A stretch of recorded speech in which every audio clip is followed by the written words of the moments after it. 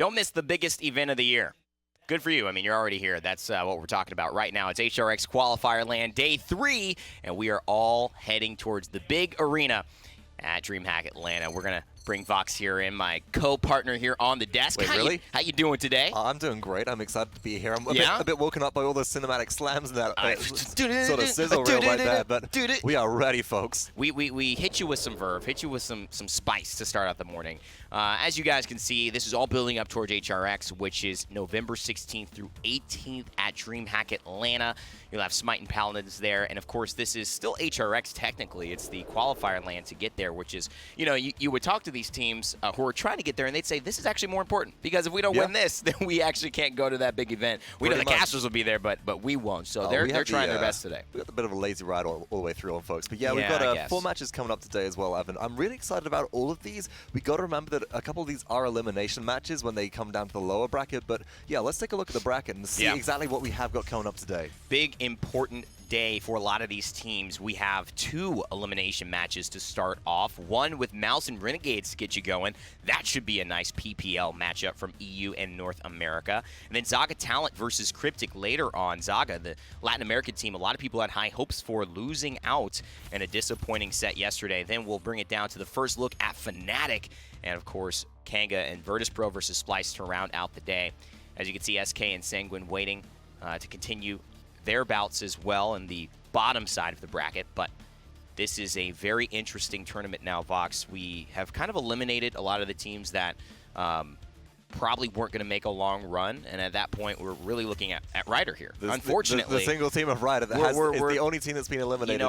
Call it how you see it. Ryder wasn't going to make a big run here, so now a lot of these teams, people have high hopes for almost every single person you see on each of these rosters. Yeah, absolutely. I mean, they've really got a lot on the line for them today, especially to start off with that Renegades versus Mouse game. I think that's going to be the really interesting set of today, because there's so much on the line for both of those. But taking a quick look back throughout just what we saw yesterday, it was so much more the same. Day 1 and Day 2, almost identical in terms of champion picks, folks. The compositions were mostly the same again. It was all 2-0s, all standard comps. We only saw one champion additionally that we hadn't seen in terms of unique picks before, and that was the Vivian. And that was brought out specifically in that Stone Keep game, and it was a Strat talking to the team afterwards to go, well, we might have taken this from Navi. So I wonder if we'll see a little bit more of that, Evan. The words were our little secret, right? Our secret strategy. Our secret strat. So we'll see if Armada has any more of those. It won't be playing today, though. But we do get to see, of course, starting out today, Mousesports and Renegades.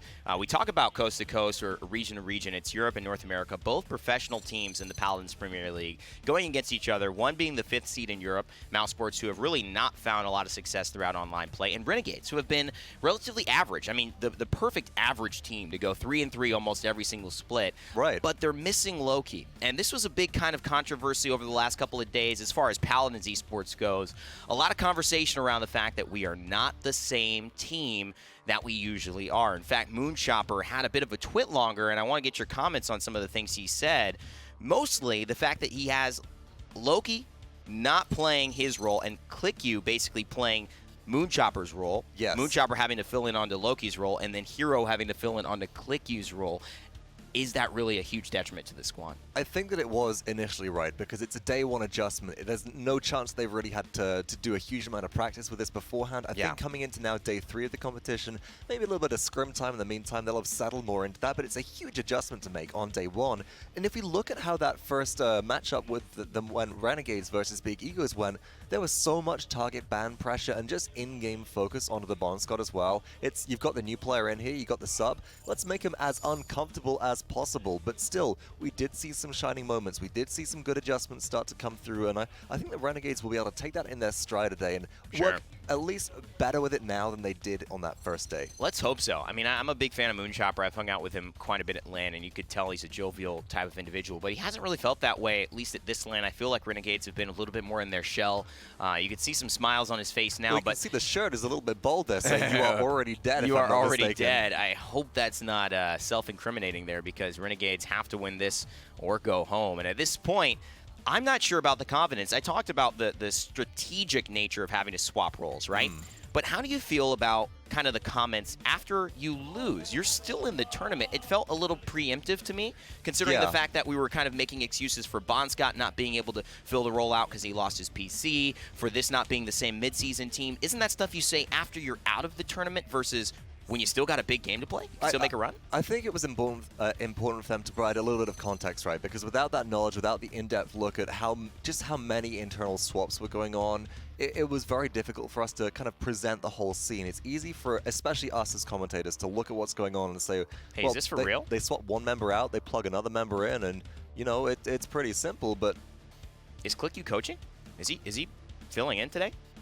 I wonder if we've got a little something going on, or if it's just some stand-up action right there. I can see an empty seat still, so it might just be stretching the old legs. Maybe just some stand-up action. I was going to say, wow, that would be... We'll need a stand-up performance from them today. We certainly will, but they're facing off against Mouse, Evan, and that's not the... From what we saw yesterday, not going to be the trickiest team to beat. Mouse felt a little bit uncomfortable yesterday. They didn't really feel all themselves, and I wonder if they managed to bring any extra stability in overnight. Yeah, I know we have an interview ready. I'm not sure with which team, so we'll find that information out and send you over into the booth, because I did talk a little bit to Mousesports as well, and they were mentioning that infamous dredge ban. What was the reasoning for it? I actually talked to Bees, and Bees had said that they had not really had a lot of opportunities to scout SSG. I mean, this was really something that they had seen in Paladins Guru, looking up some dredge recently, and they have played against the dredge, and with a Torvald, despite Torvald not being available most of the time, when those two go together, he said that is not something he wants his Zanar to have to face. So that was really more of the conversation around it. Probably like, what do we least want to play against right now? That's why the dredge ban was picked up. Wow. So, interesting. Interesting to know. We do have an interview. I'm not exactly sure who it's with. Haven't been told yet, but we will send you over to that because I hear they are ready to go. So let's take a look to some of the players about to get going in this Renegades versus Mousesports matchup. Thank you so much, Evan. I'm standing here with the substitute for Mousesports, Goldex. You guys might recognize that name from competitive community events back in the day, from maybe some of your EU ranked games. First of all, just give me your energy, man. How are you feeling? How's it being here in America? Hey, dude, it's a good experience. I'm glad to be here. Is this your first time overseas? To America, yeah. Awesome, man. Well, the first thing I want to ask you is just, you're sitting across from the Renegades, and given who they were playing in the first round, do you think you expected to see them here? We didn't expect to face them so early. In my personal view, I think they were trying stuff around, and maybe that's why their performance weren't on peak, and that's why we're seeing them today. So you've played against, Space Station. Now you're sitting against the Renegades, and admittedly a Renegades team that's had a lot of role swaps for this event. It's kind of hard to get information about those teams. So what are you guys focusing on strategy-wise today, specifically? Today we're just trying to keep our morale up. Right. From our loss, we're keeping positive. We're gonna do our best. The team's been playing together on their free time, and today we're gonna focus on our own game. We're not gonna worry about any specific bans or the enemy picks. We're just gonna play our game and pick what we're good at and do our best. Awesome, man. Well, thank you so much for joining and doing this with me. I really appreciate you taking the time. We're gonna send it back over the desk and get this series started. Kid's kind of tall, actually. He was standing up pretty close to Nick. Most some box action going on there. If Nick's maybe, just like crashing down, maybe there was a trying box. to get on everybody else's Nick level. doing some wall squats there. We don't know. Might have to see. Big game for them. And really is. Renegades and Mousesports. Who do you feel more confident going into for this set? Because I kind of am actually leaning a little bit towards Mousesports and the way they feel. But I want to hear your thoughts. So I'm actually leaning towards Renegades for this one, folks. And I think that if Mousesports can get their comms up, if they can get everything stable, then I think we'll be probably looking at a 2-1 rather than a 2-0 sweep. But let's look at maps on screen right now. Renegades, they are banning Timbermill and Ascension Peak, Frozen Guard and Jaguar Falls. Evan, this is the first set where Fish Market hasn't been banned in the tournament so far. We could see an Ice Mines Fish Market back to back. Goodness. Dear God, somebody help us. Somebody help us. Give me Ice Mines or give me death. Well, you got it, Vox. So Absolutely. I guess you're still alive and able to do analyst work here for us in set 1. Map 1 going to Ice Mines. It is uncharacteristic to say the least, but in these best of threes knockout rounds now, you can expect everybody to pull out all the stops. I also feel like, I'm going to go back to something which Virtus Pro talked about, how the first game in these international matchups is usually we're going to feel out the other composition, and we're going to feel out the enemy team and see how they play, right? No better map to do that on than Ice Mines, when you might have like a 22-minute game. That's a lot of prep time that you get from that, folks. But the really interesting thing for me here, Evan, is like looking at Mouse's compositions yesterday and looking at what they played during the online split. Mouse doesn't like playing flanks at all. And if we look back to that Renegades Renegades' big ego set. One of the most crucial parts about that, about dismantling Renegades, was Ejim's performance on Androxus and Xin. I agree. This was Renegade's map pick, by the way, so Mouse still have their pick. A little bit of insider knowledge. I was actually in a very long recording session last night. Had a chance to run up against Alex, actually, on Serpent Beach. He was playing Androxus, and so it seemed like he might have been practicing some flank potential. We have kind of gotten on him for the continuous Kinessa picks, but I would expect that maybe Mousesports realize they're going to have to work in the Androxus somehow in these matchups to be able to contend with Renegades, because they saw it work so well against them, like you mentioned, when Ejim was able to pull it out on Splitstone Quarry. First bands coming through here for set number 1. It is a knockout set, ladies and gentlemen. Got to keep reiterating that. Bans for Drogos and Makoa, respectively, for Renegades and Mouse. And so importantly as well, I think we should mention that since this is Renegade's map pick, they have choice of first or second pick in the draft, and they've elected to go on with the first pick. They do strip away the Drogos, as you mentioned. They also strip away the Ashe, which is a bit of an unusual ban coming through here, and it's not something that we see very frequently. This feels targeted towards me. Maybe it's also just because Ashe can be quite difficult to deal with versus certain strategies when you're playing on ice mines, or especially around that objective point. You can shoot up into the windows, absolutely, these big AoE shots, and just displace people quite easily.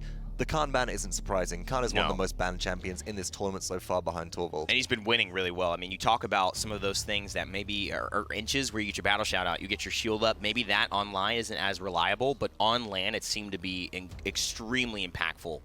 And now you have to question, Mousesports were in the opposite situation of saying, we don't want to play against the Dredge when we have the Inara and all these other things are banned.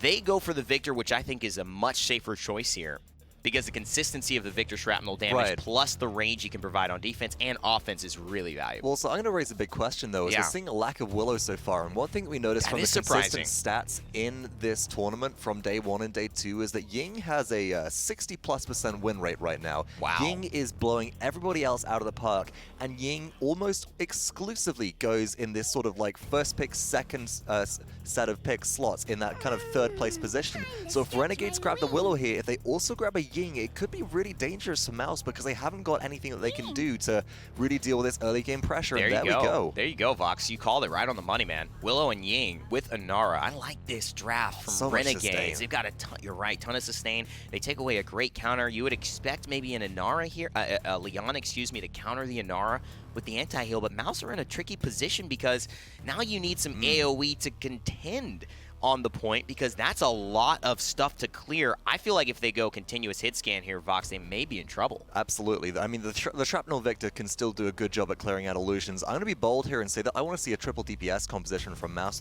Actually, I want to see a double DPS, double support comp with Maldamba and Pip coming through. Wow, yes, I like that. I like that. That's not too unusual, but we'll see what they draft now, and it's actually a Xin, so this is really interesting. Let's take a look at that for just a second, because the one thing that Xin can provide versus, you know, these illusions that Ying can throw up and act almost as mini body blocks is Yomi Strike, cleaving through everything that it touches. It's very smart. It's a very smart concept. I don't know if they'll run Guillotine. It seems to me that we'd have to see Renegades run something a little bit more defensive, like a Barrack added on here.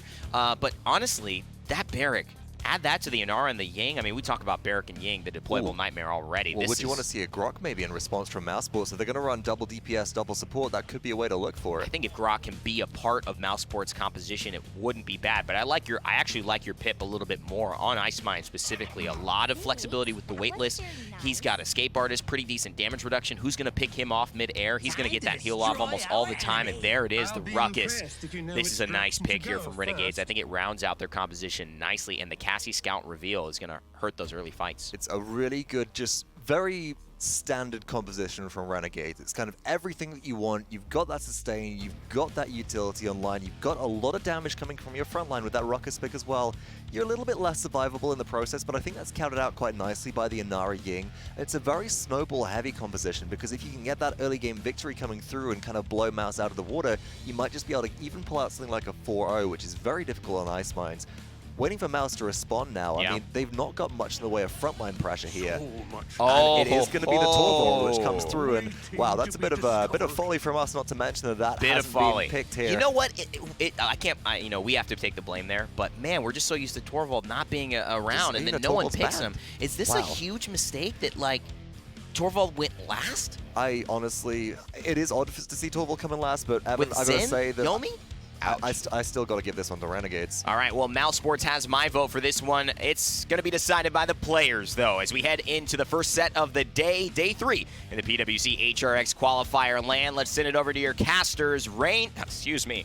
I'm so used to casting with Nick. Pretty Hair and Gormizer. This man's in his own head, I think, Gormizer. What do you think, brother? I like the idea of Rain Day tossing to Rain Day. Like, he just had to get up and run all the way across Imagine the it's just studio. you standing here just like, Just waiting then- patiently. he comes sprinting in like, all right, guys, what's up here? We're ready to cast this first game. It's going to be a great I mean, so the desk has this one going the Renegades' way in the draft, Gormizer. What are your feelings looking at this on paper? I think a lot is going to fall onto this Torvald and how much pressure he's actually able to apply. And I guess that is, again, maybe Renegades, how well do they deal with the bubbles? We've seen Vivian come through to try and deal with it a little better. But overall, those and the placement of those bubbles, I think, is going to make the biggest difference. With Mouse, I mean, at this point, they just have to prove that they can win something, right? Yes, because sir. they can get maps, they can get points. The question is, can they actually get a set? Yes, sir. And as we load into Ice Mines, here are the talent selections. Little Mother's Grace, Nightshade, Life Exchange. Big game notable there. Yomi is the selection for Alex's Zin, and I was watching him warm up on this bad boy. He is looking clean cut today, as he always is. He's got the Torvald behind him. A lot of poke coming out. I mean, you're looking at Yomi strikes, you're looking at fireballs from Fernando, you're looking at the shrapnel grenades. There is a lot of pressure from this Mousesports comp. Although Moonchopper in a really good position to just be able to get a lot of pressure down and cause dead zone havoc, which is just going to shut down the healing. And as you can see, cause a lot of trouble here for Bees, but they're just going to let him slip out. I'm very surprised he doesn't use the dead zone there, and they just let Bees kind of get out for free and let him get some healing. Alex is diving, though. He gets the bubble. He hits the gas pedal. He wants to go, and the counter's going to be good. First blood for Alex on the Zim, but 70 HP to his name, Gormizer. He is struggling, running a ton of billow duration. Another counter, but it's not going to be good. Kliku rolls in. He manages to pick up NTBs. But it is kind of even trades back and forth here. Nobody taking a dominant stance on the objective now. As Inara gets there, it looks like the Renegades might take first control. Bolka doing whatever he can to try and keep his team healed up, but that's going to be the issue. Maldamba at one point was probably the best healer that you could have on your team, but Ying has just been so good at out-healing him these last few days that it feels as though Zin isn't getting enough support there, even though every single heal after that is getting dumped into him. And as it is, Mouse, they're holding the angles, but 63 to 24, it's not really looking like they're in control. With NTBs going down yet again, this is going to be very difficult for Mousesports.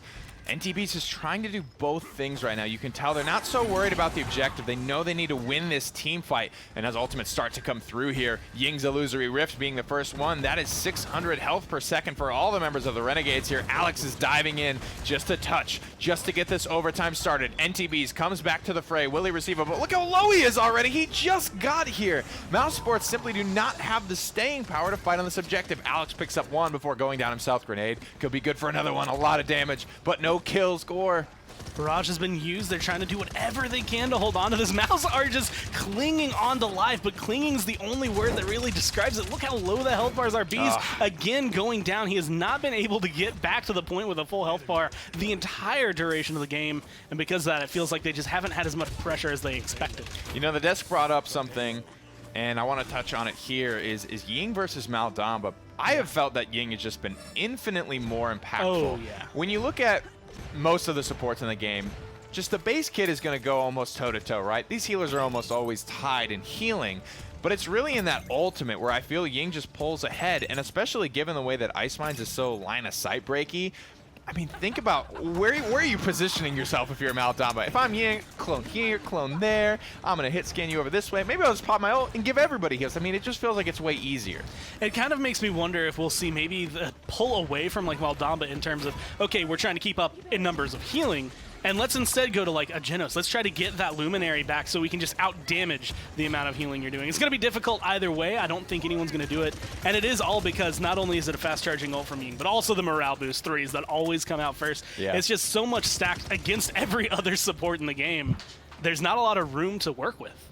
Frags coming through here for Doodle and Alex. Mousesports putting their foot down and holding defensively. Bon Scott will be chased out, but he's an R, so he'll be A-OK.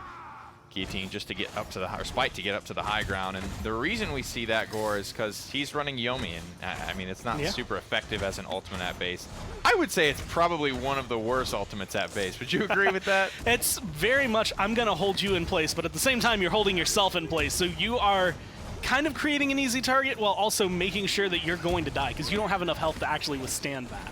Ooh, gets the bubble, huge Yomi strike, Alex rips through with a whirl, hits the counter, but the damage, it is so close, but just not enough. Every target there put at about 10%. That was insanely close to Alex just blowing this one open. The whirl maybe looked like it didn't have the range to get the kill onto Willow there. Alex will eventually fall. That's a lot invested for Mousesports, a lot of lethality that they don't have. Where's the grenade from Victor? That's all they needed. I mean, Moonchopper, Hero, both of them at this point, like now they're full healed. At the time, they were sitting at like 200 or less health for a solid 10, 15 seconds there, and there was no pressure applied from Mouse. Now a barrage is coming through, but you can hardly see anyone. You cancel, or you don't even cancel it out. You use that and really don't get anything out of your ult. Ooh, some good poke coming here from distance. You can see just playing on the windowsill, there is like a 6-inch ledge where there is a spawn door blocking you from putting out any offensive pressure, and then you can step out just barely and be able to do what we're seeing right here, right now. As we head into overtime, it's a 1-for-1 exchange, but those defensive trades are going to be worth it for the defense there. Alex, again, falls short of being able to get this kill in the backline. Gore, how can they just stop the struggle and confirm some of these kills? I mean, Moonchopper has to go down. Every single time I see him getting low, it almost seems like he has plot immunity. At this point, like, no one is able to kill him off. Every single time they get close, something turns it around, and Renegades are playing around that beautifully, being able to put him on this Willow and just keep the pressure that they've been able to apply. Finally. Alex has had a great game. It's just getting denied. He certainly has. Now they can maybe get something going here as they pick up the frag in the back line there. Mousesports will defend successfully. And finally, some respite. Mousesports having to fight tooth and nail for that first round. It's been a real slobber knocker here right out of the gate between Mousesports and the Renegades here. Alex close, but no cigar in a lot of situations. First blood, not one of those situations though. He gets the double, he gets the bubble, he gets the dive, and he hits the beautiful counter. However, he was forced into Billow with about 70 HP. And he moves back towards his support a little bit. I wonder if he wouldn't have been better off going into mines, maybe diving even further back towards the enemy spawn and just getting out of combat to heal rather than having to come back towards his support. Decisions to be made. No use crying over spilt milk here. What are your thoughts after the first round? What adjustments do you want to see from either team? I mean, Alex is 5-5-1. He's keeping up with Victor in damage, which may be saying more about Andrew Doodle than it does about him, but he is going for that cauterize. He's getting a lot of pressure down. He is having a huge impact on the game. I don't feel like there's enough support from Mouse actually making sure he can stay in these scenarios. They are all in a hero right now. They hit the Fear the Immortal from NTBs. It's going to keep Alex alive. They need pressure from other sources, though. Close, but no cigar. Only cauterize 2. It's enough to take down Kliku. Still sitting on the ultimate. Alex still pretty healthy as well. Throws up the counter, gets into Billow, gets the bubble to get out of this situation. Alex is the only thing for the Renegades to focus on currently. He is fighting with everything that he's got, but these kills are not coming easy. Swinging as hard as he can, now going to the backline again, looking for Viral. He's going to be able to get some good taps, but he's missing some very key shots, and there's going to be the Dimensional Link chasing him around, but still finds the flick shot. There it is, and then the Spite off the high ground. It's not great except in those situations. Just a little bit of lockdown, some pretty decent damage, and the rest of the squad is able to freely fire on that front line. Alex, my boy, has taken over this game. Torvald bubble behind him. He's ready to rock and roll, and now finds a beautiful Yomi strike to the back line to take down the chopper. I mean, this is all Alex. Mouse is just being a 4-man squad, protect the one. It doesn't really matter. Andrew Doodle has a lot of consistent damage, a lot of consistent pressure, but Alex is the one making the plays. Alex is the one picking up the kills. Alex is the one that is making sure it feels like the team stays alive. Put everything in on him, and as of right now, I mean, the bubble, the heal, anything that protects him and keeps him alive is better for the team. And I mean, let's talk about what Mousesports struggled with in the first round. It was Alex confirming those kills. Yeah. I think if he just communicates to Doodle, man, you throw a grenade in here, that's an easy triple. That may have been a quadra kill last round. I mean, there were so many targets below about 20%. And then if he picks up another Cauterize 3, I mean, things could get really, really hairy in the back line for the Renegades. And I think that Cauterize 2 right now is probably the biggest factor, just because it's helping shut down a little bit of Viral's healing. It's helping this Ying not have as much of an impact. Granted, we haven't seen the ult come through, and that's where things really get different. This, right now, with Renegades having that going forward, they can get as aggressive as they want, but they don't really seem like they want to fight. Also, I got to give a special shout out right now to NTBs from the bottom of my heart. It's not easy to just utterly ignore the objective and watch that just lead tick away, but he has done such a good job at being stalwart with Alex, being a bodyguard for him, and making sure that the Mousesports win this fight the way that it's designed to, with pressure, with Fernando getting in the back line, with big Yomi strikes being lined up. NTBs has been phenomenal. Being able to set this up as well, this is different than we've seen Mouse play, and this is phenomenal coming down. Wow. Alex finds 3 in that engagement. They're getting kills all around. They're looking like they should be able to convert this no problem. There it is. Mousesports go up 3-1. And I believe this is the Renegades map pick. I was then given the pregame interview when they were going over maps and such. But my goodness.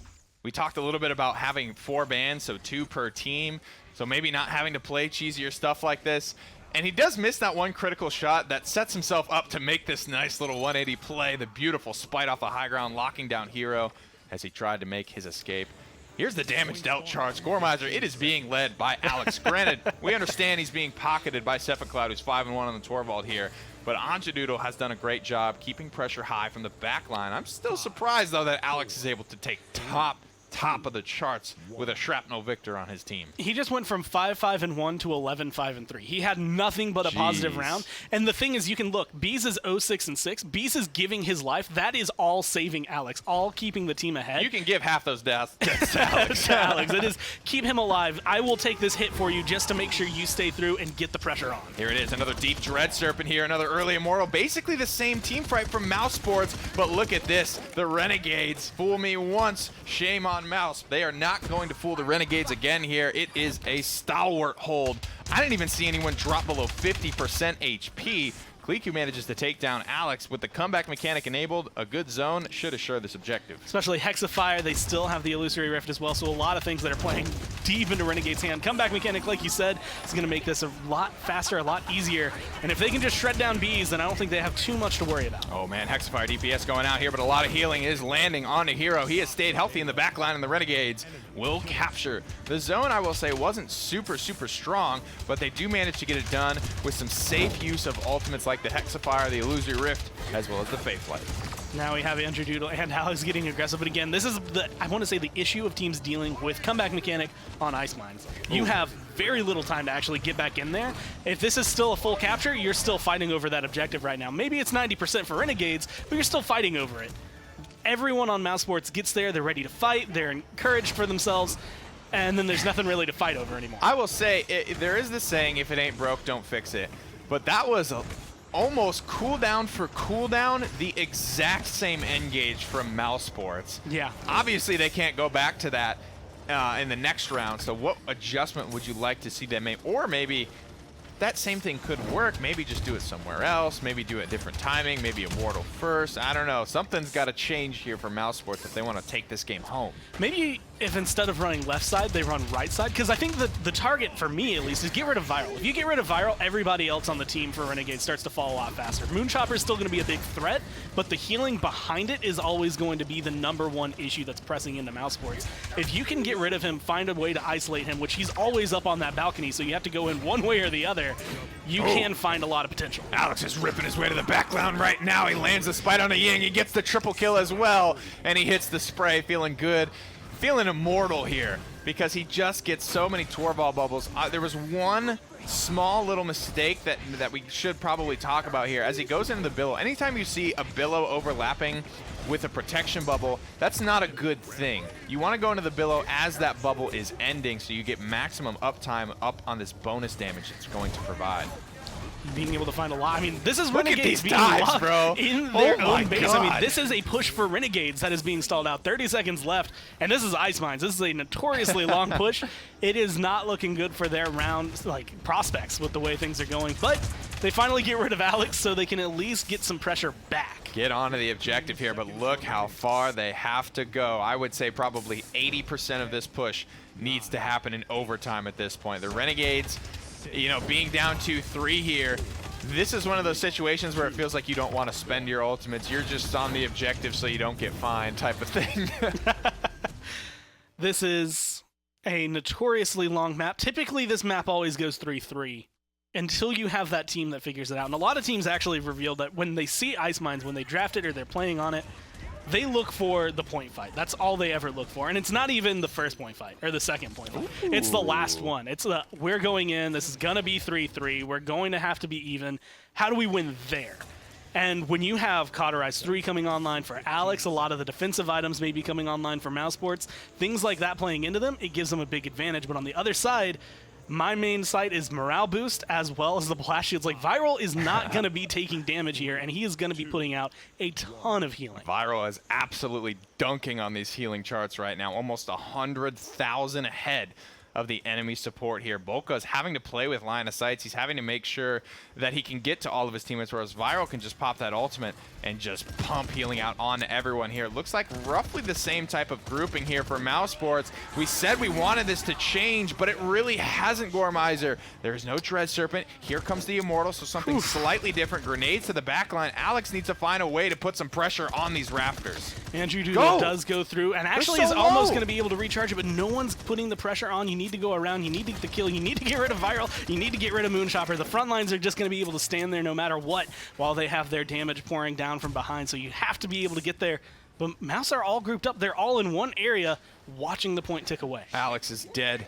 There's a half comeback mechanic enabled for the Renegades, and they already have a 70% lead. This one is looking grim for the boys from Europe. Big damage there after the Torball bubble. Shrapnel dropping the barrage, trying to hit Kliku, but he is just being pocketed. Andrew Doodle trying to rip through this ruckus as he hexafires, drops to the low ground. We'll see if that ends up being a mistake. Gets behind cover here. Overtime has started in favor of the Renegades. Faithlight up in the air. So much pressure for Moonchopper, and not a soul shooting him. Doodle pokes his head out from under the mines, and he is slain for it. Alex will go down as well. There's just a Torvald here now, and it looks like a surefire thing. The Renegades will capture this, and they will have an opportunity to close the game. And getting pushed out as of right now. The Bolka doing whatever he can to try and buy some time. Same thing coming for Bees. This is contesting because they know it's going to take not only a long time for them to respawn, but for the team to regroup, as well as just trying to die to get back to base faster and make sure they can regroup a little bit better, set up their defense. But there is a moment during that engagement where Barrage is coming down. You hit one shot on Cassie, and Andrew Doodle makes the decision of, okay, I can't hit her anymore, I'm going to look away. Right as he looks away, a Dread Serpent pushes her right out of cover, and it's like that would have been a guaranteed kill. Oh, I didn't see that. And it's that moment of whether or not that makes a big difference in the fight, you'll never know. But Cassie stays alive for a long time. I think it does make a pretty big difference. And I think I'm seeing a lot of that, Gormizer, whether it's Alex poking everyone low and it's just a grenade that would have been the difference maker. Or, like we also saw in that point fight, there was a ton of grenades putting people extremely low, and there was no follow-up from Alex. He wasn't in position. And it's very strange to see that with Cauterize coming online, the kill potential for Alex, the scenarios in which he can succeed, I feel, are a lot greater, but the just sheer ruthlessness of rounds 1 and 2, that's just not the same. Well, the 2 record 3s on the side of Renegades definitely are giving a lot of trouble. That shield that Bees is throwing up does not do anywhere near as much as it was doing early on, though right now it's going to stay up for just enough to keep him alive. But a minute left versus the 10 seconds left that Renegades had during the last time, and this payload is getting incredibly close. A couple of kills come through, so the defense is looking good, but they still have to prepare themselves. Still plenty of time here. Stefan Cloud actually has a beautiful angle. He's getting a ton of damage out on this fight. And now it's just an R here. The Bon Scott will probably be very, very staggered out from the rest of his squad. And you can see he's fighting out, but they are just waiting to kill him. The second they probably see somebody from the Renegades, they're going to do their best just to bring the Sonara down. Alex will land the killing blow. Flankers get the credit bonus for landing those, so that's probably the min-max best way to do it. Long distance grenade's good for some poke damage, but there's only 30 seconds left, and Inara is just now spawning. It's coming up 3-3. Might be able to close it out still, but like you said, very difficult. You're in a 4v5, your health bars are getting picked off while you are trying to get back to the payload, and you're still waiting on the Inara. Bon Scott's back in action, but the rest of the team seems to be taking a little bit too much poke to be able to get aggressive as they want. And that first kill on a Kliku, man, the Renegades honestly don't really, they don't have ults. Look at this, only 60% on Illusory Rift, Faithlight at 40. Seismic Crash at 60% here. All they've got is a Scout and a Hexafire. If the Mousesports team can just end this round cleanly here, and they may have just choked that kill on a Moonchopper. Alex, that's huge. Moonchopper stays alive, but thankfully, Scott goes down on the objective. Mousesports should be able to stabilize. I mean, unfortunate reloads, unfortunate counters. There's nothing you can really do about that one. You feel rough if you are Alex in that kind of scenario. A Mouse looking to try and hold on. This is given time. Illusory Rift is charged up. Scott doesn't quite have it, 90% for his ult, but they force the Immortal. They're actually making Mouse use ults to be able to hold this. Gormizer, I don't believe this. This small mistake from Alex has turned into catastrophe for Mousesports. It's going to cost them an Immortal. It's going to cost them a Hyper Beam. Thankfully, Viral gave them something back. He gave them his Illusory Rift. But that small miscalculation almost costed Mousesports game number 1. If I saw, not only did we get the Immortal, the Hyper Beam, but 30% was charged up for Barrage, and it was at 8% there for the Dread Serpent as well. So either communication's not coming through, or they just dumped every single ult, because there is one available there for Mouse. And that is, I mean, yeah, you look at the other side, and there's still only the Scout and the Hexafire, but soon enough, Scott as well as Moonchopper, Fey Flight, and that Seismic Crash are going to be available. This is a very back against the wall, panicky feeling Mouse. What a domino effect, man. What a one small flick of the mouse from Alex. He thought he had his target killed, and that ends up costing Mousesports dearly. They are going in strapped for resources in this final round. 3-3 on Ice Mines, 20 minutes into the game. The longest game of the event by far so far. Alex swinging away here on the left side, trying to find a way in. A couple of targets low. Doodle, keep this pressure up. Beautiful bubble there. Have to bring these targets lower and lower. Needing some support, but NTBs is on the opposite side. Both operatives working as lone wolves this time. And they've still got Victor firing away from the back line. NTBs has been snuffed out, hits the big game. Kliku finds massive damage and gets first blood. Being able to find that puts down one man for Mouse, and of course, they haven't had enough pressure to really apply anything else. The Xiaomi, even though it's been dealing a lot of damage throughout the entire game, hasn't been finding enough kills. It's been getting people low, but there's been no follow-up, no continuous damage, and 72% to nothing in favor of Renegades right now. Trying to track down. Scott throws up a beautiful wall there as Barrage comes through. He just can't get this final shell out. Forced to cancel out. Drop the goggles early. Look to the grenades, but Alex has fallen. Fey Flight is popped. This is looking like the Renegades have all the momentum. The dead zone lands on the NTBs. He shall fall. 87 and climbing. Not a soul left to contest here for the Mousesports. As they fall one by one, the Renegades will take game number 1. It was a solid performance, and Alex, for the first half of that game, it was phenomenal coming out from him. And the rest of the team, it definitely for round 2, seemed like they picked things up. But then they just kept trying the same thing over and over again. Renegades adapted to it on the fly, and at that point, you're just kind of banging your head against a wall. There's nothing you can do. You have to change up your strategy. I think there was a small disconnect there where I don't think the underlying theme of what Mousesports were trying to accomplish with the way they approached that team fight was wrong. I just feel that literally cooldown for cooldown, doing the same thing in 2 rounds straight wasn't a great idea. But the fact that they had NTBs and Alex together, putting pressure, making sure that everything stayed on Renegades. If they made a single mistake, Alex would blow that whole thing wide open. That's kind of what they stopped doing. They can definitely let off the gas a little bit in that final round, but again, man, it all kind of came down to that one missed auto attack on the Moonchopper. Ends up costing Mousesports like 4 ultimates. Let's send it to the desk to break it down. Thanks, Nick and Gormizer. Great cast, by the way, and a fantastic game. They definitely wanted to feel each other out, you know, in the sense of trying to know what your tendencies are in game. They haven't played each other. It's Europe and North America. They don't get this matchup often, if ever. And they definitely did that. It was a long game, probably the longest we've seen. We had a Paladins, Evan. We had a Paladins. And you know what? Do you feel bad that Mousesports lose that one? Or do you feel good if you're Renegades? What's the takeaway? You feel good if you're Renegades, and honestly, yes and no, right? Like, Renegades had this really early game draft. They had everything that they really wanted to be able to kind of snowball this away, and it looked like Mouse is going to be the team that was able to do that. But it was entirely on Alex, right? It was like Alex was doing the legwork. Everybody else was supporting. Everybody else was making that possible. But Alex was performing like we'd seen him do actually at the previous LAN. Exactly. So that was the impressive thing. Right. Now, there were a few really important moments, like Alex missing the kill into Willow. And also there in that final objective fight, Alex is on the enemy side. They're up on that little catwalk, the bridge area. 3 enemies coming towards them. They don't back up to a window, so there's no protection that goes onto them at a critical moment. And I think that might have contributed a little bit to the fact that you just don't get a bit of extra damage off. And it's really tough, right? We saw some hesitancy from Mouse, less than we saw yesterday, but just little bits in areas that mean that they weren't able to capitalize on maybe some misplays from Renegades, or maybe just some opportunities that then passed them by. Well, you know, Mousesports definitely had the idea to sit Andrew Doodle up on the backside of the map and kind of fire down, throw these shrapnel grenades into the other side. And he did it. He did do that, but he didn't find kills off of it. He didn't find kills off his barrage. We saw multiple times where it just holding it there for about 2-3 seconds could have been doing damage, could have been doing something else, and then finally decides, well, can't find anyone. Renegades were very patient in that regard. Missing at least a grenade opportunity, and just playing against an Inara, the impasse makes it so difficult to connect line of sight. Andrew Doodle did a lot of damage that game, but again, it was a lot of suppressive fire. The stat, though, that I really want to pay attention to, and we'll see that in just a second, is, I mean, look at this. Alex at 17 kills, 12 deaths, and Andrew Doodle at 15 and 6. A big lack of just pressure coming from NTBs, it felt that game. A lack of really contribution to fights, which might have contributed to something going on there. But as we go through to our sort of like actual in-game stats, I think that's really where we'll start to see the story tell. And here it is. It's 369,517 healing from Ying.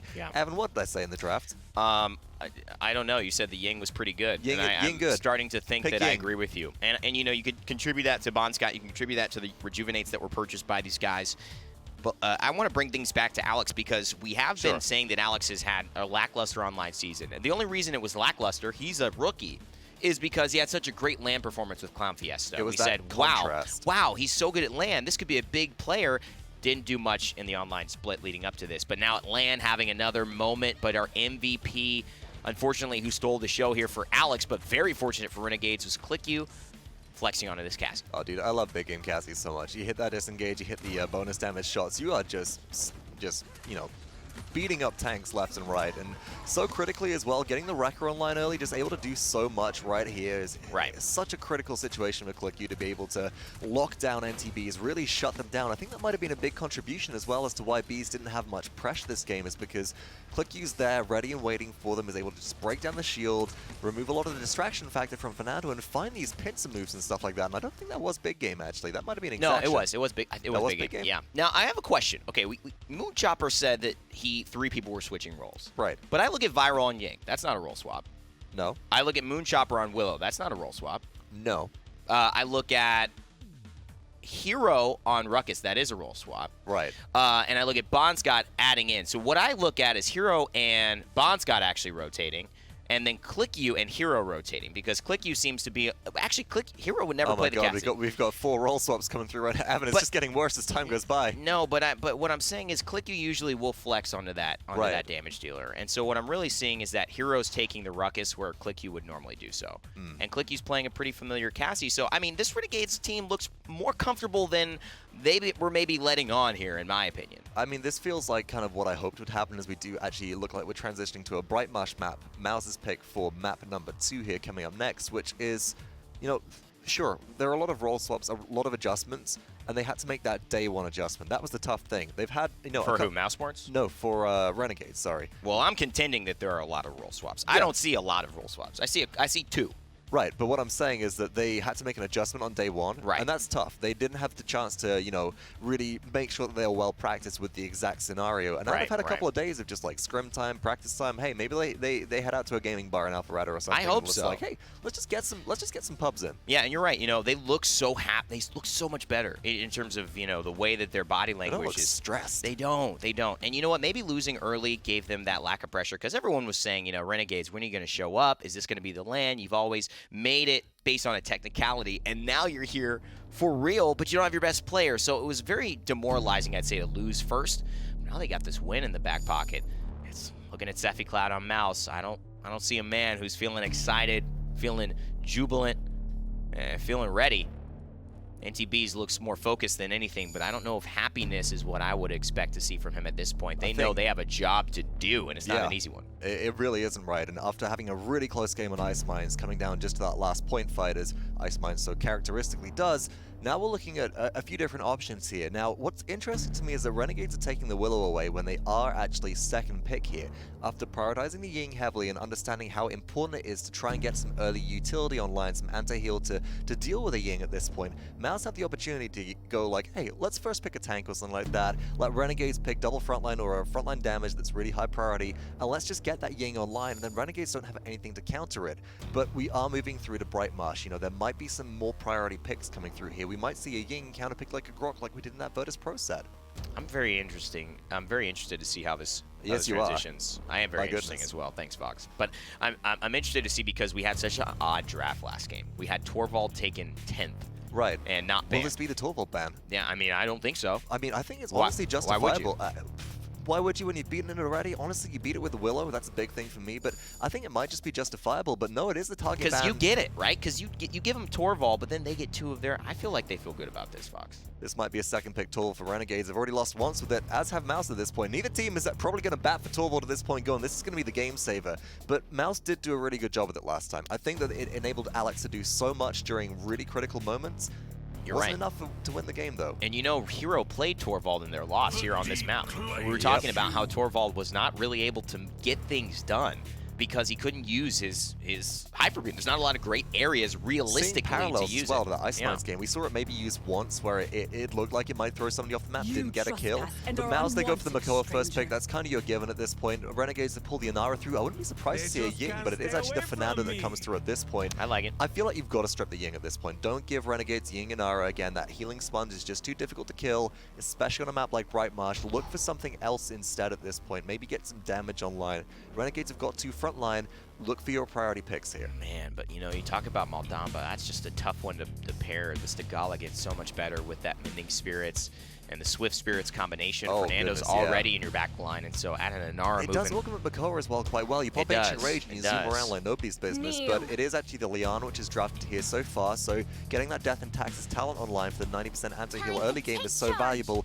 And Mouse do say that just even though the Maldamba is good when it augments the Inara, even though it can augment your Makoa with Swift Spirits, Ying just does too much early game. She and does. This is the composition which I'm seeing them draft for right now. They've got displacement potential, they've got anti-heal, they've got sustain. If Mouse draft maybe big blast damage, maybe they want to go for the Victor or a Zin again, they have a lot of early game kill potential. I think we may see an Androxus here, potentially. I know he's available for Mouse, which we talked about. We're gonna have to get some silicone sealant. You've been getting those leaks going on, Evan? But I don't know. I don't know if they're going to feel confident enough. Wow. They've taken the Zen, so what does that say for Mouse's remaining lineup? I mean, a Cassie is a nice pickup, but now Renegades take the Cassie. So this is leaning more and more towards Androxus in my eyes. You could round this out with Andro Torvald if you want. But does that limit you too much in the ability for you to do damage in an area? It really does, right? Because Andro is all about those picks. It's hard to get picks onto a Zin who can just bill out a danger every single time, Evan. That's a really big thing. Also, Not those easy are not targets. picked up for Renegades just yet. If they really want to be tricky, they could go for a Saris here. Yeah, man, that would be a little console. That'd be a little console Oh for my me. god. Yeah, well, okay. Support Saris, not damage Saris. No DPS coming through. Mouse at this point, though, what have they got available to them? I'm looking towards... That wasn't wow. a dig, by the way. That was just, it's in No, the console meta. it It really really is. works, and PC have never Don't really bring it shown. into my game. It is Exactly. terrifying. Soul Collector Saris 1v1s pretty much everyone in game, but it's the Talus and the Barrack coming through. Okay. Barrack is just a characteristic NTB's pick. The Talus over the Androxus, I'm a little more surprised at, but Antediluvian just does bring that utility, which Androxus doesn't, and I think it's going to be really hard to get good counterplay safely with Androxus versus Renegade's lineup, whereas Talus could just ruin a travel to safety if necessary. And I think Talus is really good right now. His mid-game fleshed out a lot more with some of the recent buffs, and I think that, you know, the contribution that Barrack and Ying bring to a point fight on Bright Marsh, as close as it is interesting. The Will it be a Saris and the Saris hover? Maldamba being hovered. What do you like better? I actually like a Mortal Reach Saris. Do at you this point. really? I really do, because I think that there's so many line of sight breaks on Bright Marsh that it's difficult to augment your Zin. I think you can do some really tricky stuff with the Saris and the Zin here. And with an Inara and Fernando kind of being able to box themselves in, you can get a lot of protection up. The Maldamba would be the more characteristic pick so far. We haven't seen a Saris yet this tournament. Yeah. And it is the lock that comes through. Well, it's an interesting matchup here that we've got going on. It's the Renegades looking to 2-0 Mousesports, their cross-region opponents here in Europe, and it's Mousesports trying to claw their way back into this set and tie it up. See what happens in game 2 as we send it down to Pretty Hair and Gormizer. Thank you so much, Evan and Vox. Game number 2 coming up at you. Almost a little spice there with the Saris, but it will be the standard. Maldamba lock in. How are you feeling about this Talus for Mousesports? It's going to be very hit or miss. I feel like we have seen 2 performances from Talus, and there is no, okay, he was average. It's always like this Talus is changing the game, or this Talus loses them the game. So if Alex is able to have a similar performance to what he had at the beginning of Zen, then I think Mousesports can control this. But otherwise, it's not looking good. I will say I like it because I feel like the desk was right in saying that these are tough backline kills for the Renegades. It's tough to commit to a Zen. It's tough to commit to Cassie that can just disengage you, roll away, all that stuff.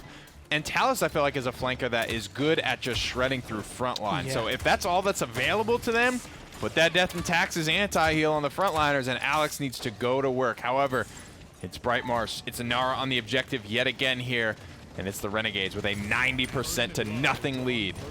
Andrew Doodle does a flank, does find some good shots, but again, no kills picked up here for Mouse. Instead, Bees, unfortunately, going to fall down, not having anywhere near the presence. And Barrick, something they were hovering around a lot the last time they played, and it just hasn't been winning them games. And they lose the fight as well. Normally, you kind of tout that as like a 4v5, right? Because you have Inara just sitting on the objective the entire time for the Renegades. And that was something that I think Mousesports did well in game number 1, which was just take that 4v5, leave her alone, try and get kills elsewhere.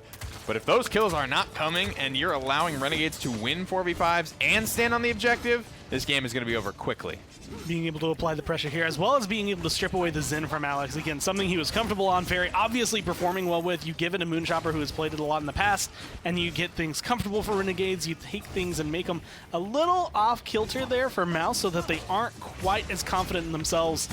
And even though you have this Makoa, Sapphire looked great on it yesterday, 2 days ago as well, but it just hasn't really been doing enough for them. Right, and you look at that maybe bodyguard style that they were running, and they haven't had much of that essence. NTB's here on the Barrack. Kliku finds the first kill of the engagement on a Cephicloud, and just absolute lockdown on the front line here. NTB's is doing what he can to shrug it off, but you can see he's being ignored right now. It's the dive onto the back line. Renegades have dealt with everything but this Barrack so far, and now he is sitting all alone. Alex is able to answer 1 frag back onto Hero, and that looks like it might just be enough to completely quell this offense. Getting aggressive. You have the true power, but I don't expect to see it. A minute on Bright Marsh.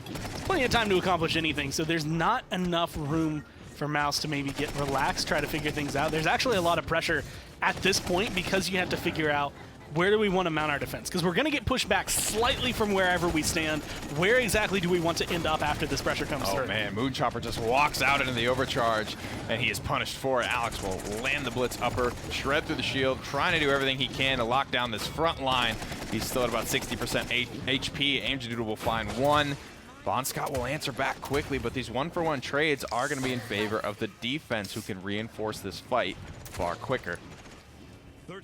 Just trying to find whatever shots they can. This is an awkward angle to hold, as like when you're the offensive team and you don't have everyone there because you don't exactly have the pushing power you want. Moonchopper can't take the 1v1s that he really wants because Alex, at this point, like you had mentioned, Talus just shreds through anybody. So Zen will either be forced to use all his cooldowns, but probably won't be able to find the kill in the process. That's what I was wondering about. It looked like Chopper just either didn't have any cooldowns or simply was not expecting to be bursted down that quickly because he didn't pop anything last time Alex was able to shred through him. We've got Cephicloud, Alex combining, trying to find some pushing power into the backline. NTBs is on the ropes here, under half HP, counter goes down. Moonchopper will not have it fed into, but he still will win the 1v1. Viral actually takes down Makoa, the snake versus the turtle here. As we head into overtime, the payload crawls forward and home. Renegades feeling good. Kliku giving a little wave over to Mousesports as they go up 2-0.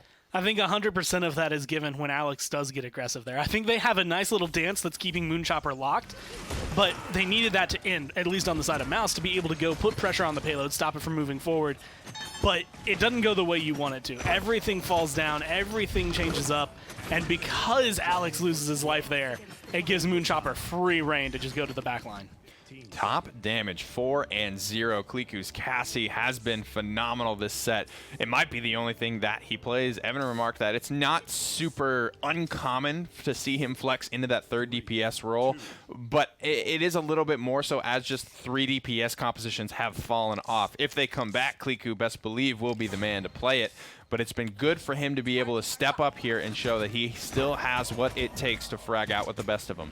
Being able to find this, and now Alex doing a little dance on top of the balcony coming around. Wrecker 2 has been picked up. He can shred even more into these front lines, but you can't use your overpowered like that. You need to find way more shots, and now it kind of feels like the cooldown's been wasted. I kind of agree with you there. I think wait till you actually have a target that you like before you pop the cooldown. Doodle manages to take down Viral before being traded out himself. Alex has his true power available. Could have used it to confirm the kill on the Chopper, but Cephacloud will do the deed. Blitzupper is going to miss there. Another overcharge comes through here. Back-to-back overcharges. Comeback mechanic makes it an easy breezy cap for the Mousesports squad. And all they needed was a couple of frags. A better engagement, keeping Renegades kind of on their toes, pushed back, but it is a lot of comeback mechanic in there. Otherwise, you had to fight that Inara. Granted, you killed her off relatively quickly after she got into the room, so maybe not the end of the world, but I think some of the cooldown, at least the way they're using their cooldowns on the side of like Alex, the way they're pressuring out Renegades, might need to be looked at, especially going in towards like the next round, towards the end of this push as well, because otherwise that just gives a lot of free room to Renegades. Chopper smelling a dive here. He's poking out people lower and lower, but he doesn't want to take the risk here, and instead will be counter pushed down by Cephacloud. Simply too much HP, too much damage. He walks down the leader of the Thousand Hands Guild. And the Ancient Man himself will start this payload push anew. It's very much the same feeling I think that anyone gets when they slam their head into the shelves. It's just you turn around, all of a sudden Makoa's there to take you down. There's nothing much you can accomplish. And now Makoa looking to get aggressive. Cephacloud has been phenomenal on this pick He's all getting week. rolling, man. This is momentum coming through for Cephacloud. He's picked up 2 kills now. And that's the quelching of the momentum. Oh my god, or is it? Moonchopper drops so low. Into the billow he goes. Ancient Rage is available as well. But Cephacloud will just settle for the shell shield for now. I like that spite just to get something going for the defense here. And it doesn't look like ultimates are ready to be popped here for Mousesports. Cephacloud just backs up, gets taken down by a fireball. And with his death, so will likely this push die, at least for now. There is still a minute on the clock here. Mousesports finally have an opportunity to go home and cement that lead. That's one of those really awkward moments of you want to save your ult because you're not quite sure you can get the push yet, but you also need to use your ult if you want to try to find anything right here. I like the call to back off, though. That's one of the things a lot of teams, especially in that moment, will get impatient, try to push as hard as they can, as fast as they can, and end up wasting ults for nothing. A beautiful hook onto Moonchopper. Not going to be enough to lock him down and kill him off, but it is going to be enough to at least cause him some trouble. Forcing out cooldowns here. Anti-heal still applied to the Bond Scott. Cephacloud's able to take him down. If Mousesports can just go slow and steady here. Now they've got 1 pick. They're looking to turn it into 2 picks, and they do. Cephacloud has been on point this round. The man simply bulldozed through the Renegades and muscled his way to a conversion. That will be the game tied up now. Mousesports equalized 2-2. Set up, confident, I think feeling a lot better. Cephacloud specifically having a very big performance towards the end of that, finding double kills.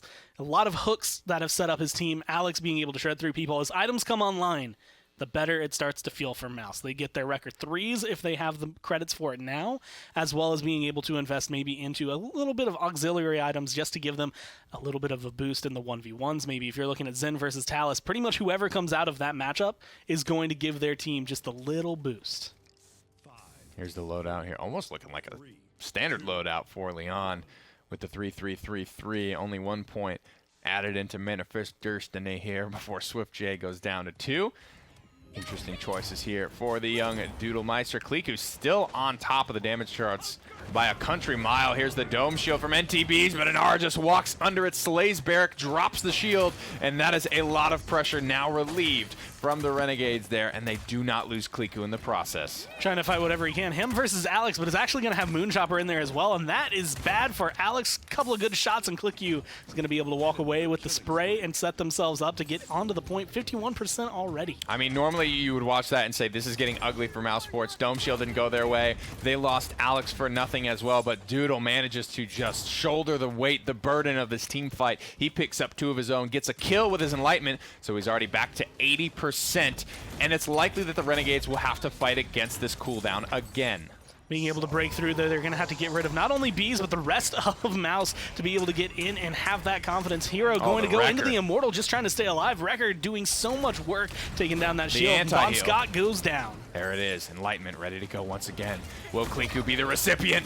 Andrew Doodle stays cool under pressure. Trigger discipline here. Countered out, though, by the Xin, and he will get the kill. Moonchopper answers back, but it's a 2-for-1 exchange. Chopper just gets into touch here. Overtime expiring. He's waiting. He's going to whirl in. Touch one more time. Lands the spite onto the support, but it's not enough. He can't score the kill, and poor Anar just has to run into the absolute meat grinder that is Talus, landing the entire cooldown. Bon Scott is low. Bon Scott is dead, and Sephic Cloud's in the back line, the big old turtle. He's putting down the hammer.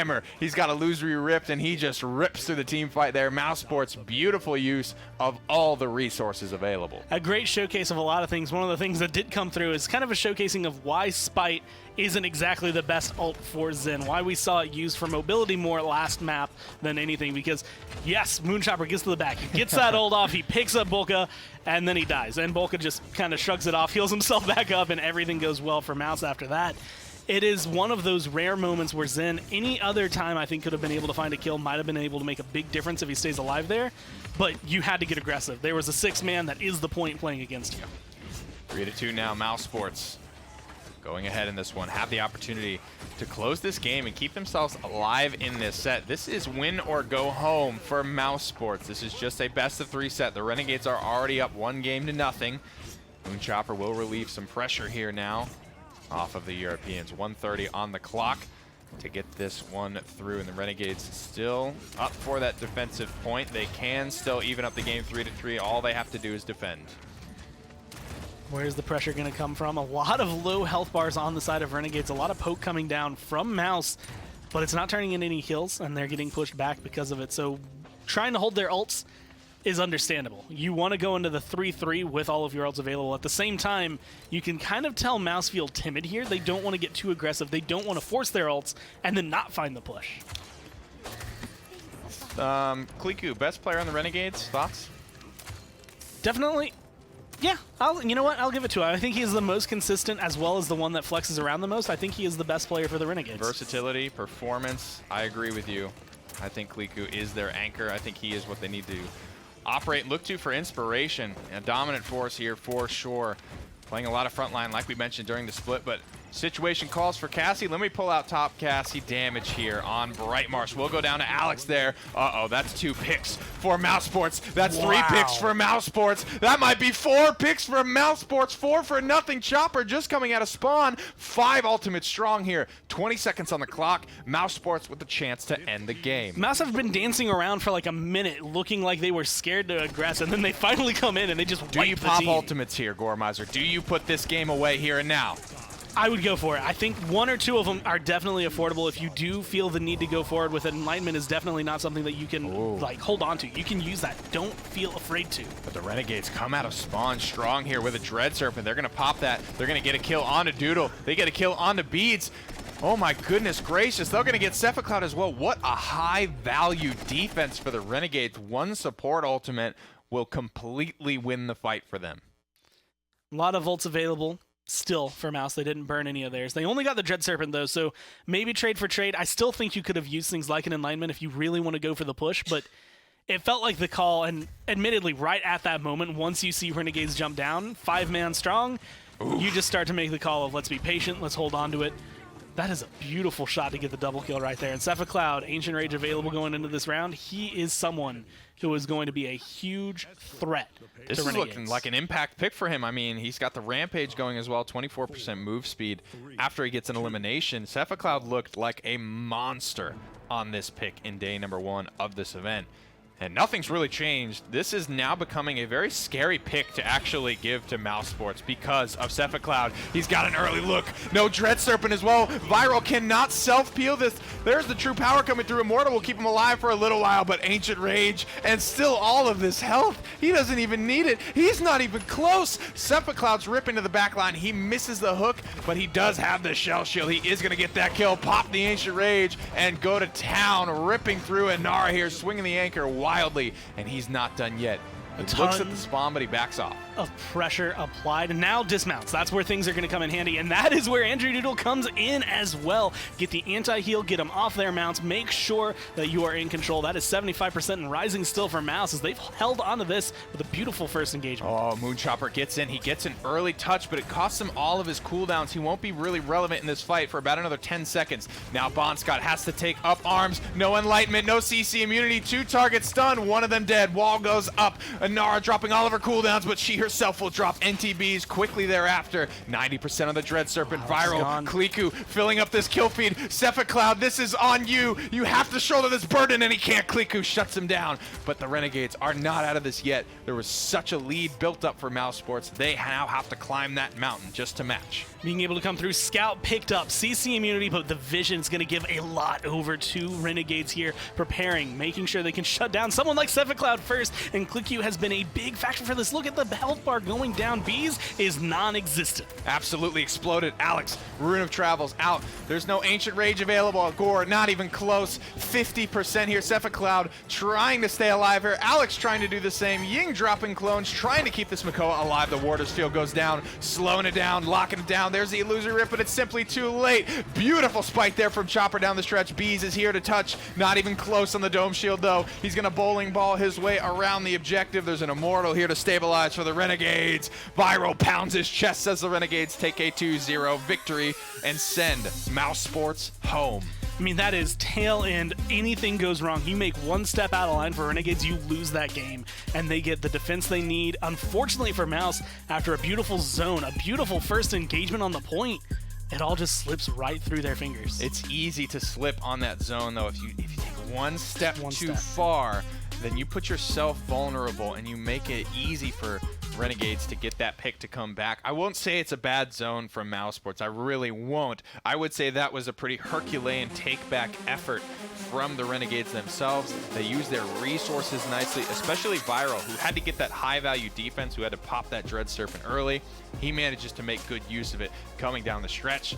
But this is a different Renegades. They're looking much more comfortable. There's smiles on the faces. Viral is beating his chest. He's feeling good about the way this team is looking. And for a team that went from, man, we've only had like 2 hours of practice together to this, it's only going to get better from here. They're going to get more comfortable with each other, ready for each other. And unfortunately for Mouse, I mean, that's the trip home. The road ends here for the European 5th seed. Now Mousesports will go home, and the Renegades will move on. That's going to do it from us here in the booth. We're going to send it back over the desk and keep the day moving. Thanks, Pretty Hair and Gormizer. Tough loss for sure for Mousesports. That one was within their grasp, some would say. And, you know, we saw the moment there. You know, the zone didn't work out for them. It wasn't quite as good as we wanted it to be. I think it was a situation where I don't think it was truly what the cast was saying with a very Herculean effort for a retake. Right. I think it was that Mousesports had to zone perfectly, and they let Alex slip through. They let the right side. It was Moonchopper on the right side. Sorry, yeah, that's it. On the Zen slip through, and that was just the distraction that they needed. It looked like it was in the bag, but then a lack of decision-making, folks. That was the big thing for me. Yeah, that to me, and that was a thing we were talking about on the desk back and forth. We were just saying, these moments where Mousesports have a chance to make a play, where you brought up Edgem the other day, and he said, I see something, I'm going to go for it. We didn't see Mousesports do that very often. No, and there were a few situations where there was some really, like, very paced, very calculated ultimate. Sephic Cloud's Ancient Rage were a really good example of this. But then what was coming through, like the lack of opportunity, Mouse had the ability to throw ultimate to the wall, convert, and get a 4-2 victory. Yeah. And they chose not to. They just paused for a second. I think if they just made that decision to either go in or just all back off and not give anything through to Renegades, we might be in a different situation. But it was that kind of like, oh, we'll see what we can get without using anything, and we didn't really kind of find anything, and now we're left in a situation where we're kind of hung out to dry. And a big part of that for me as well was Alex's Talus was having a really hard time matching up against Moonchopper's Zen on this map. It's that kind of sustained tracking damage versus the I'm going to peek, I'm going to throw a Yomi at you, I'm going to dip away, not take any damage, another Yomi, and you just get whittled down so easily, as well as some really odd positioning. We've seen 2 Zens now in we have both games of today, so this maybe is spelling a new era for Zen coming back here into the meta, but it was such an interesting combination of moments for, I think, the Renegades and Mousesports overcoming some troubles from the earlier day and also making some nice waves heading into the future. And as a result of that, the player who has been, received a lot of conversation around since Loki cannot be here, the Bond Scott, is actually your Steel Series MVP. He had a fantastic game on the Inara and just showed a lot of willingness to control the space, which is what he's there to do. And look at this as well, just holding positions which we don't typically see an Inara in, just waiting for the opportunity to dive in, provide some zone, great objective control, just doing everything that you kind of really need to on Inara to start off. And that reliability, I think, is so, so valuable. Yeah. But the play that ended it all and kind of really helped Renegades come back in with that capture was the seismic crash right at the end from the Bond Scott. And really importantly there as well, Andrew Doodle on Lian just kind of slides back into the line of fire. That was the, do I go left, do I go right? And you chose the wrong one, and it could have been a 50-50 because he could have thrown it directly at you. He could have switched it up, and it's a really tough call to make, folks. But ultimately, that seismic crash You're right. So critical at that moment. And, there's a couple other things that I had an issue with, Fox, and it was the body blocking. There was no body blocking. That spite onto Ying, it's just right at the end there. It didn't get the kill, right? You still managed to kill the Xin. You're not running a guillotine where they're damage immune. But critically, you take your eye off the ball for a few seconds. You have to refocus, and then you take your eye off of suppressing the front lines, and it's the front lines that, when they make their way into the objective, especially that Inara, is just going to sit there and buy time. Inara's going, I got money for days. Give me all of your time, please. I'll take that. Throwing out notes. You know what, though? I think it was an overall positive experience for Mouse. I mean, we saw Alex, we saw Beast, we saw Sephi Cloud have some great games. I mean, it was overall, I think, something that they can go home it very much was. feeling pretty good about. And I think that Alex has had another standout performance at LAN, especially on that Xin. I feel like Mouse is getting back to where they should be. Yeah. And going into maybe a new online phase, whether they make roster adjustments or not, I think that they'll be in a better position for it. And hopefully they can take a really good experience from this and contribute to a better performance in the next online season. Well, Renegades, we had some dismal thoughts after their day 1 loss, but now with a victory in day 3, they are moving on in the losers bracket. Let's go ahead and hear from some of the players. All right, guys, thank you so much. First of all, congratulations, gentlemen. Thank you. Going from a loss on day 1. Now turning it around, you guys looking a little bit more return to form here. What was the biggest thing you guys wanted to focus on to get yourselves ready for today?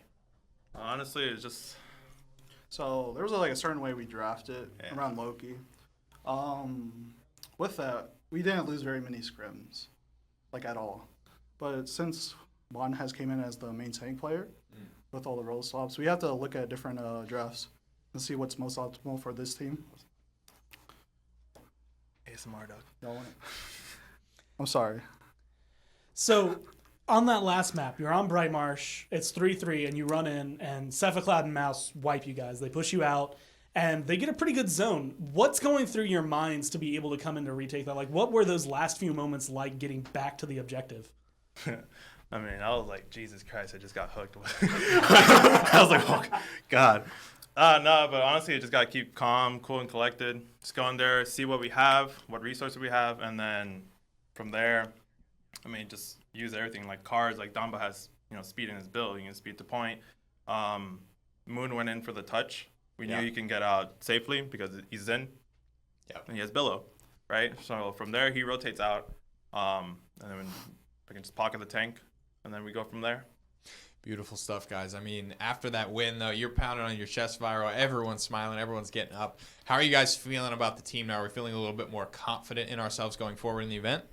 Yeah, a little bit more because we just have to readjust everything. We worked so hard months and months. And then last minute, boom, we had to change everything. And we had to do a 3-ray roll swap. So, but overall, I think we feel better. It also sucks that we've only scrimmed, I want to say 2 games with Vaughn. So it's really hard. And he's been gone for a while. Yeah. So honestly, shout out to Bond. He's coming in clutch right now. He had some massive Inara ults on Ice Mines. I like it. Shout outs to Bond, guys. Congratulations on your win, and good luck in your future games. We're going to send it to a quick break. For my boy Loki. Do it for Loki. All right. Thank you.